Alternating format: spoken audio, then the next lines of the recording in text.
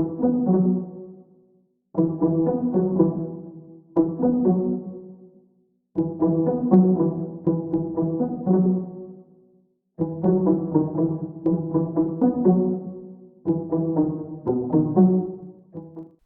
ilay raharaha cocktail molotov sy ny fanaparitahana trakta miendrika fampororona sy fandrahonana olona ambony.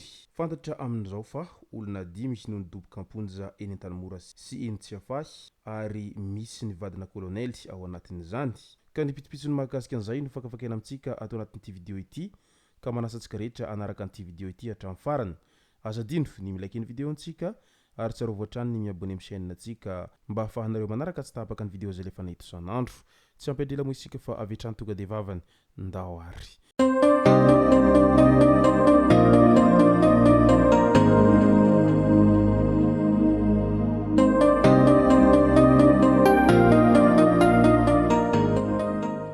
Ny tonga tsy miaraba hono na mantesitra ka dia faly miaraba isika rehetra mpanaraka tsy tapaka an'ity chaîne ity tenako amin'ity androandroany ity.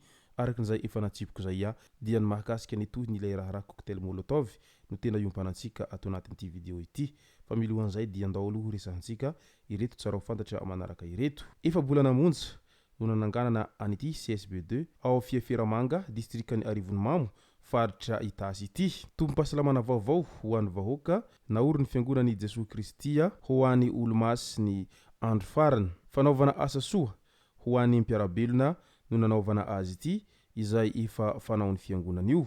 Ny alatsinainy iteo no nanolotra tamin'ny tompon'andraikitra ny fanalahidiny izany tombom-pahasalamana manaraka ny fenitra izany izy ireo. Marina fa efa misy fitaovana izy io ary efa ahitana herinaratra ihany koa. Misy toerana fampiterahana, braon bitsabo, fivarotana fanafody sy ny maro hafa. Tonga teny toerana moa ny filohan'ity fiangonana Jesosy Kristy ho an'ny olo-masy ny andro farany ao Madagasikara ity. Nanotrona izany ireo manam-pahefana teny fotony ka tombony lehibe ho an'ny Fiafiramanga distrikany Arivonimamo faritra Itasy ny fahavitany ity CSBD ity. Ny mahakasika ny fankalazana ny andro ny 1er Mai, ny zotra atao anatin'ny filaminana ny fanamarihana ny 1er Mai na andro iraisam-pirenena natokana ho an'ny mpiasa tao Andrenivohitra tao. Ny famotona ateny Antanimenabe, Ankazomanga, ny fianakaviam-ben'ny mpiasa malagasy taorian'ny filaharana nataon'ny sendika tsirairay. Ny fandimby ny fanambarana ka anisan'izany ity fitakina nataon'ny Ramanambola Herzo Andrianavalona izay filohan'ny SSM na Solidarité Syndicale de Madagascar ity.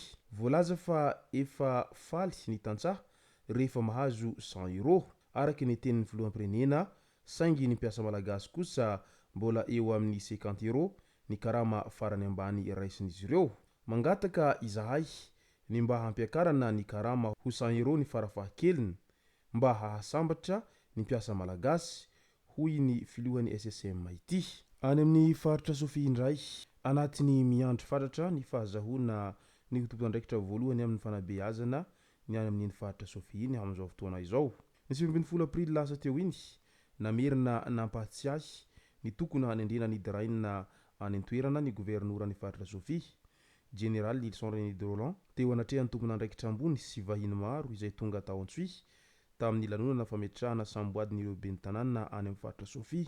Teo ny minisitra piahin'ny faritra Sofia, ny ministry ny fambolena sy ny fiompina Hadjarson François Sergio, ny filohan'ny antenimiram-pirenena Tokely Justin ary ny filoha lefitry ny antenimiram-pirenena ho an'ny faritry ny Mahajanga Soaflira Prinsia. Sazina ve ny faritra Sofia sa misy antony hafa no tsy hanendrena ny diraina any amin'ny faritra Sofia? Efa ho taona iray ny fahabakana ny toerana io. Ny fanadina mpanjakana rehetra efa tsy hoena ny fanatanterahana azy raha fintinina ny teny nataon'ny andriamatoa gouvernoura mahakasika ny fanabeazana eo amin'izay diraina Sofia izay. Inona tokoa ny olana? Izao toe-java-misy izao aloha dia mampieritreritra ny zanaky ny faritra Sofia izay limbaovao sy manaraka ny fiainam-pirenena ary anomezany mpanara-baovao tsiny anireo solombavambahoaka voafidy tao amin'ny faritra Sofia amin'ny fanekena ny fanaovana tsinotsinona ny fanabeazana sy ny fampianarana any an-toerana amin'izao fotoana izao araky ny voalazan'izy ireo hatrany. Ka dia andrasantsika eto ary ny fandraisana andraikitra izay ataon'ireo tompon'andraikitra mahefa eo amin'izay ho fanendrena ny draine ny faritry Sofia izao. Naneho ny heviny ihany koa ny olom-pirenena manoloana ny fanendrena izay nisy tamin'ity herinandro ity. Fizarana seza araky ny nambaran'izy ireo hatrany.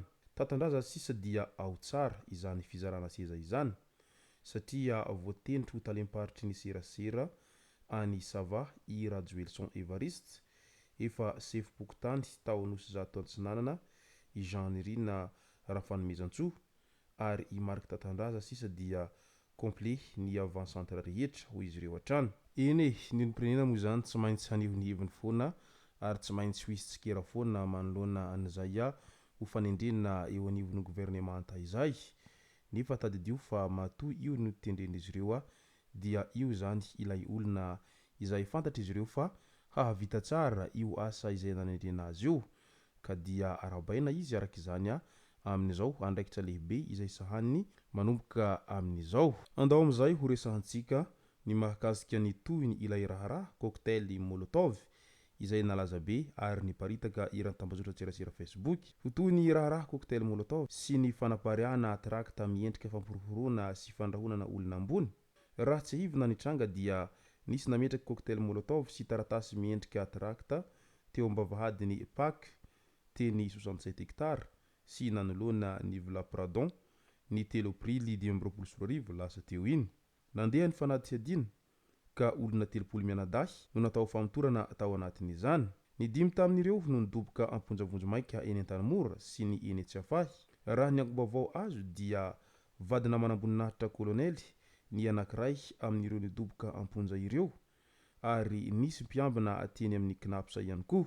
Mbola karohana kosa ilay manamboninahitra kolonely izay vororohy tamin'ity fanaparitahana trakta sy cocktail Molotov ity. Hiakatra fitsarana tsoela ity raharaha ity araky ny voalaza hatrany. Andrasantsika araky izany ny hovaliny izay fitsarana izay atao amin'ny reto izay voalaza ho tompon'andraikitra amin'izay resaky cocktail Molotov sy fanaparitahana ny trakta etseroa izay. Mahalasa saina ihany izany hoe kolonely sy ny vadiny no miraitsykombakomba ao anatin'izay fanapariahana ny trakta sy ny cocktail Molotov izay. Inona tokoa ny zavatra tena misy marina tao ambadika an'izay fanapariahana ny trakta sy ny cocktail Molotov izay? Io ny fanontaniana izay apetraky ny be sy ny maro amin'izao fotoana izao manoloana an'ity fahenona fa ny kolonely sy ny vadiny no tao ambadika an'izay resaka cocktail Molotov sy ny trakta etseroa izay ary ihany koa ny fandrahonana sy ny fampiorohorona olona ambony izay. Izay no masaka azona roso tao anatin'ity video ity tompoko lasy tompoko vavy. Soratsika rehetra naraka an'ity video ity hatramin'ny farany. Asa dino ny milaiky ny video antsika ary tsara voatrany ny miabony amin'ny chaîne antsika mba ahafahanareo manaraka tsy tabaka ny video zay lefa nahita isan'andro.